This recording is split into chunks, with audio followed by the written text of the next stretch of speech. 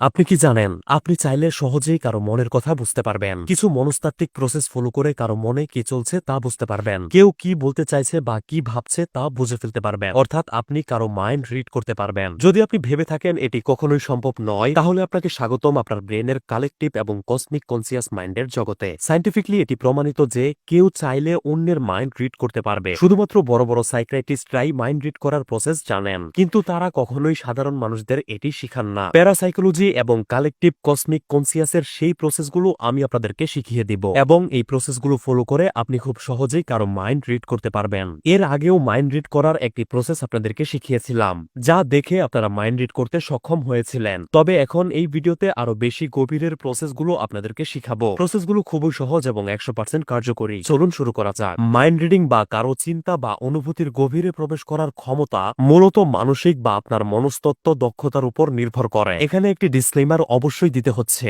এই ভিডিও থেকে mind reading এর শক্তিশালী প্রসেসগুলো শিখে দয়া করে এগুলো খারাপ কোনো উদ্দেশ্যে ব্যবহার করবেন না। নিচে মাইন্ড রিডিং এর পাওয়ারফুল এবং শক্তিশালী কয়েকটি প্রসেস উল্লেখ করা হলো। প্রসেস নাম্বার 1, অবচেতন সংকেত পর্যবেক্ষণ করা। অবচেতন সংকেত পর্যবেক্ষণ করার ক্ষমতা অর্জনের জন্য আমাদেরকে প্রথমে শারীরিক ভাষা বা বডি ল্যাঙ্গুয়েজ, অর্থাৎ কারো অঙ্গভঙ্গি, মুখের এবং চোখের নড়াচড়া বোঝার চেষ্টা করতে হবে। উদাহরণস্বরূপ বলা যায়, কেউ যদি ক্রমাগত চোখ নিচের দিকে রাখে, তার মানে সেই ব্যক্তি নার্ভাস বা আত্মবিশ্বাসহীন রয়েছে এই মুহূর্তে। মাইক্রো এক্সপ্রেশনের ক্ষমতা আমাদের ভেতর বাড়াতে হবে। মাইক্রো এক্সপ্রেশন হচ্ছে কারো মুখের ক্ষুদ্র অভিব্যক্তি দেখে বুঝতে পারার ক্ষমতা যে এই মুহূর্তে সেই ব্যক্তি ঠিক কি অনুভব করছে বা কি ভাবছে।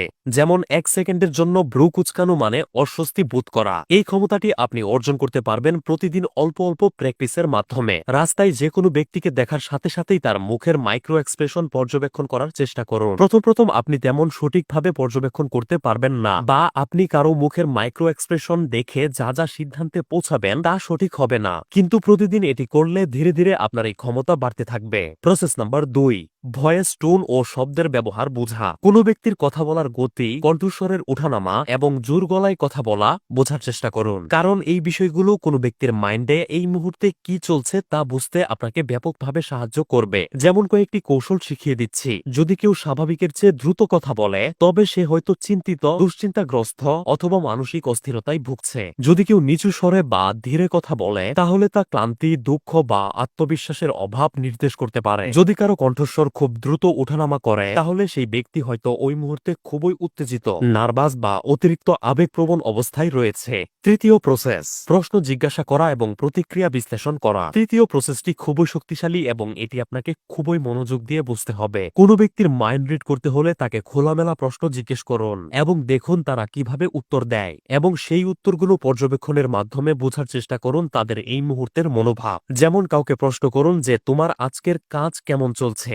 এই প্রশ্নটি করলে তাদের কণ্ঠস্বর, শব্দচয়ন ও তাদের কয়েক মুহূর্তের প্রতিক্রিয়া থেকে সেই ব্যক্তিদের মনের অবস্থা বোঝা সম্ভব। চতুর্থ প্রসেস, এই মুহূর্তের সামাজিক প্রেক্ষাপট বিশ্লেষণ করা। সাইকোলজি অনুযায়ী একজন ব্যক্তির আচরণ তার পরিবেশ এবং পরিস্থিতি থেকে প্রভাবিত হয়। তাই কোনো ব্যক্তির এই মুহূর্তের সামাজিক প্রেক্ষাপট বিশ্লেষণ করলে আপনি তাদের মন পড়তে পারবেন। আপনার যদি বুঝতে অসুবিধা হয়, তাহলে আমি একটি উদাহরণ দিচ্ছি যাতে আপনি সহজেই বুঝতে পারেন। যদি অনেক মানুষ একসাথে হন এবং আপনার কোনো বন্ধু হঠাৎ চুপচাপ থাকে, তার মানে সে হয়তো আত্মবিশ্বাস হারিয়েছে, অর্থাৎ সে এত মানুষের সামনে কখনো কথা বলেনি, তাই সে ঘাবড়ে গিয়ে চুপ করে রয়েছে। পঞ্চম অর্থাৎ শেষ যে প্রসেসটি শিখাবো তা খুবই গুরুত্বপূর্ণ, আপনার ভেতরের ধৈর্য এবং পর্যবেক্ষণ ক্ষমতা বৃদ্ধি করা।